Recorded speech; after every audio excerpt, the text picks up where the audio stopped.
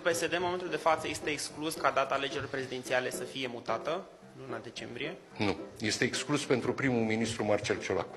Am stabilit că alegerile prezidențiale vor fi organizate la 24 noiembrie turul 1 și 8 decembrie turul al 2-lea. Eu am anunțat foarte clar că în luna decembrie nu voi candida la funcția de președinte din partea Partidului Social Democrat. Eu în acest moment sunt primul ministru al României.